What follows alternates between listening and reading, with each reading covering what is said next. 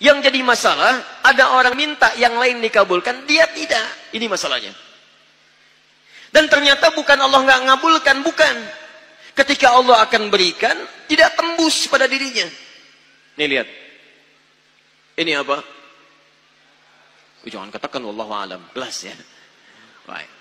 Di atasnya ada apa? Tutup. Saya buka tutupnya. Perhatikan baik-baik. Ini apa? Spidol. Kalau saya masukkan ke dalam gelas, bisa? Masuk? Masuk. Lihat baik-baik. Sekarang saya tutup dengan ini. Masih bisa masuk? Tidak. Perhatikan baik-baik. Sulit. Saya ganti kemudian, bisa dengan yang ini. Lebih halus. Saya tutup begini. Masih bisa masuk? Sulit. Mau dipaksa jadi masuk ke dalam, jadi kotor, tidak bisa diminum. Lihat baik-baik. Terkadang ketika Allah dengan sifat sayangnya ingin mengabulkan permohonan hambanya, bukan doa tidak dikabulkan, tapi permohonan ini tidak sampai pada dirinya karena ada sekat yang menutup. Itulah dosa. Itulah maksiat. Semakin pekat dosanya, semakin kuat penghalangnya, maka semakin sulit kemudian Allah memberikan rahmat yang turun pada dirinya. Maka banyak hadis menyampaikan kepada kita, lihat baik-baik. Saya sampaikan satu hadis dari Nabi SAW. Thumma dzakara rajula. Lalu Nabi mengisahkan tentang seorang lelaki. Yutilus safara, yang menempuh perjalanan yang jauh. Orang yang menempuh perjalanan jauh, maka doanya cepat dikabulkan oleh Allah Subhanahu Wa Taala. Teman-teman yang ikut dari Bandar Lampung, ada yang tadi jaraknya 150 km Tulang Bawang dari sini. Lihat, begitu di jalan, mohon kepada Allah, minta. Ya, safar yang baik itu cepat mengabulkan doa. Orang ini safar. Yamuddu yadaihi ilas sama, dia mengangkat tangannya ke langit begini. Orang yang berdoa mengangkat tangan itu lebih cepat dikabulkan daripada yang diam. Hadisnya banyak. Di Abu Dawud nomor hadis 1480 sampai 1490. Awas, innallaha hayyun karimun. Allah itu maha pemalu dan maha mulia. Dan akan merasa malu kalau meninggalkan hamba yang mengangkat tangan, menurunkan tangannya dalam keadaan hampa. Maksudnya, orang yang mengangkat tangan akan lebih cepat dikabulkan doanya dibandingkan yang diam. 3. Fayaqulu ya Rabb, ya Rabb. Maka dia berkata, ya Rabb, ya Rabb. Memohon dengan al-asma'ul husna. Sifat rububiyah Allah. Yang kalau dimintakan dikabulkan. Ya Rabb, ya Rabb. Quran surah ke-17. Ayat 110 sampai 111. Paling kanan di pertengahan. Lihat baik-baik. Allah menjamin dalam Al-Quran. Seseorang yang memohon kepada Allah. Dengan kalimat-kalimat al-asma'ul husna. Akan lebih cepat dikabulkan dibanding orang yang langsung memohon kepada Allah tanpa menyebut kalimat al-asma'ul husna. Qulid'ullaha awid'ur rahman ayyamma tada'u falahul asma'ul husna. Kalau anda punya masalah, sebut nama Allah. Bukan mengeluh. Atau sebut namanya ya Rahman.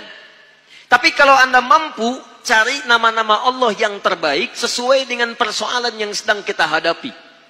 Namanya Al-Asma'ul Husna. Jadi Asma'ul Husna itu bukan dihafal. Ya Allah, Ya Rahman, Ya Rahim, Ya Malik, Ya Qudus. Boleh dihafalkan. Tapi hafalan ini maksudnya membantu kita untuk bisa memilihnya saat kita membutuhkannya. Misal, Anda sedang punya masalah kesulitan. Mau berdoa, sebut namanya yang sesuai dengan kesulitan Anda. Ya Al-Fattah. Masalahnya rezeki, sebut Ya Allah, Ya Razzaq. Di pekerjaan ada yang ganggu Anda, sebut Ya Allah, Ya Jabbar. Anda punya masalah, Ya Allah, Ya Sabar. Nggak harus disebutkan semuanya. Ya Allah, Ya Rahman, Ya Rahim, Ya Malik, Ya Qudus, ya. Semua disebutkan. Masya Allah. Akhirnya yang tidak diminta pun diberikan. Anda nggak sedang punya masalah, Ya Sabar, Ya Sabar. Sabar itu adalah permohonan kepada Allah supaya diberikan kesabaran saat punya masalah. Anda nggak sedang punya masalah, minta diberikan kesabaran. Itu artinya sama dengan minta masalah. Hati-hati. Banyak kalimat-kalimatnya, pilih. Kitab Al-Aqaid Al-Islamiyah, karangan Syekh Sayyid Sabiq, halaman 24-59, posisi paling kanan di pertengahan. Dikisahkan seorang lelaki bermohon kepada Allah setelah dia selesai menunaikan salat. Lihat kalimatnya. Allahumma innaka antal ahadus samad.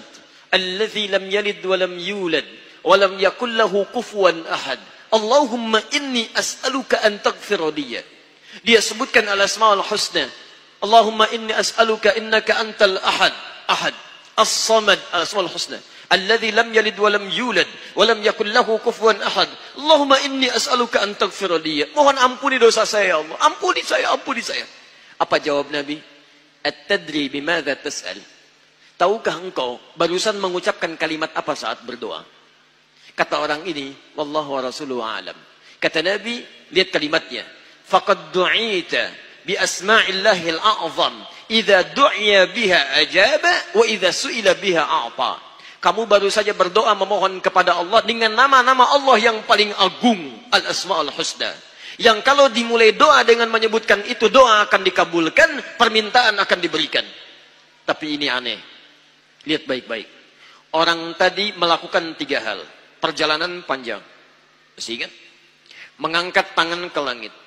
Membuka dengan al-asma'ul husna. 3-3-nya dikerjakan. Seharusnya doa dia 6 kali lebih cepat dikabulkan oleh Allah dibandingkan doa orang biasa. Tapi apa kata Nabi? Lihat baik-baik. Anna yustajabu lidzalik. Anna yustajabu lidzalik. Mustahil doanya bisa dijawab. Mustahil doanya bisa dijawab. Sifat doa dimohonkan, dikabulkan. Tapi yang ini kata Nabi, anna yustajabu lidzalik. Mustahil doanya bisa dijawab. Kenapa? Enggak tembus. Famat'amu haramun. Karena makanannya haram. Ketika Anda memakan yang haram, maka makanan jadi sekat dalam diri Anda, menjadi penghalang doa itu sampai kepada diri Anda. Tuh. Mashrabu haramun, minumannya haram, lebih tebal lagi. Malbasu haramun, pakaiannya haram, lebih tebal lagi. Sulit. Wa ghudhiya biharamin, dan perangkat hidupnya haram, lebih sulit lagi. Enggak tembus-tembus. Yang paling celaka dibawa yang haram ke rumah, dimasak kemudian oleh ibunya, dibagikan kepada anak-anaknya, muncul haram di keluarga, maka sulit turun rahmat ke dalam keluarga itu. Makanya kalau sudah maksiat terjadi, maka mohon maaf, rahmat sulit diturunkan, hidayah sulit masuk dalam diri seseorang.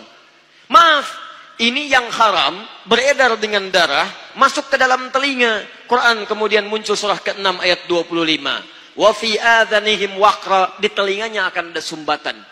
Bukan nggak bisa dengar, yang lain kedengaran. Cuman ketika diminta yang baik-baik, nggak tembus dalam telinganya. Konser musik di GBK, di Jakarta, Masya Allah, dari Lampung kedengaran. Masjid yang jaraknya 5 meter dari rumah, tak nyampe. Ini rumah dia, ini masjid, mikrofon masjid ke rumahnya begini nih. Sepeda ada, motor ada, mobil ada, kendaraan ada. Allahu Akbar. Hayya 'alas shalah. Gak dengar. Qomat, gak dengar. Konser musik yang jaraknya cukup jauh, Masya Allah, sebelum artisnya datang, tiketnya udah habis. Masjid kurang apa lagi? Soundnya jelas, panggilannya bagus, ustadznya datang sendiri, nerangkan sendiri, nulis sendiri, kadang-kadang ngapus sendiri, live juga. Kemudian ada snacknya, aquanya ada, semua kelengkapannya ada. Dengan semua itu belum menyentuh Anda terpanggil untuk datang, coba cek, maksiat apa yang sudah Anda kerjakan.